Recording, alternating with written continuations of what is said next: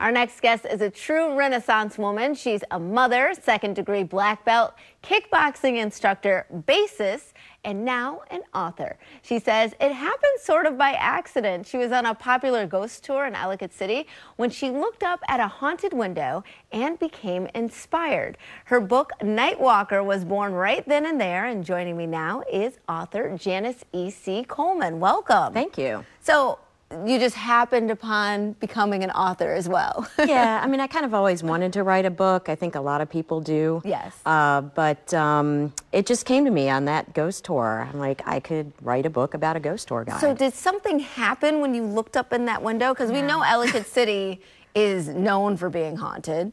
So nothing happened? No, I kind of wanted it to, maybe, maybe not. But I tend to do that on ghost tours. I look up at a window and hope that I see something, but no, I haven't. It didn't, so, okay. No. But something happens in this book. So tell us a little bit more about Nightwalker. So Nightwalker is a very character-driven paranormal thriller about a woman named Anna. She's American. She moves to London, attends a ghost tour, meets up with the ghost tour guide named Tom, who's a really attractive Englishman, and they hit it off. And basically it's about their relationship and how they get through a bunch of paranormal activities surrounding them, Tom's dark past, and a crime wave happening through London. Really? Yeah. That sounds really interesting. I went to Edinburgh a couple years ago and did the, what is it, Mary King's Close, I think? So you're sort of like in the... Yeah, we've been there too. Yes. So yeah. So I can sort of picture all of this.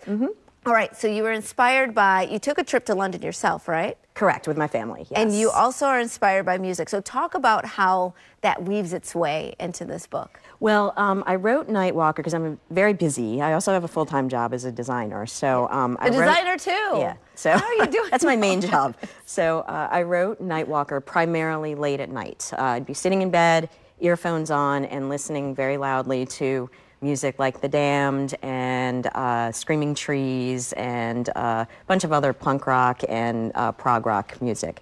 And that kind of, to me, became the soundtrack of the book as well, because the two main characters are very into music as well. And if you go on my website, there's a link to the music where it links then to a YouTube channel that gives you a playlist. I love that. So, super interactive. So you're reading it, but you can go online and hear the music and become part of the story too. Exactly, exactly. So this is one of those books that I know that you felt the need to really get out there very quickly, and so you decided to self-publish. Yes. What were some of the challenges with self-publishing? The biggest thing was marketing, and finding an agent is super difficult. I mean, it is so competitive out there. I mean, there are thousands and thousands of authors and a few agents who take a very minuscule amount of books or represent them. So I didn't want to wait. I mean, I tried to find an agent for about a year, and I'm like, I want to be successful and get this done, get it out. So what would you say to someone who is watching you right now and says, you know what, I want to do that? Yeah, I think that, you know, try for the agent first, and if you don't have luck, you'll go for it and do the self-publishing. Yeah. Well, it's already taking off. We're so happy to have you here. Thank you. And you can actually get Nightwalker on paperback and Kindle. Just go to Amazon.com and check it out. Yeah. You can get it right there. Thank you so much for being here. Thank you so much. Really appreciate it. We'll be right back with more Midday Maryland right after this. Stay tuned.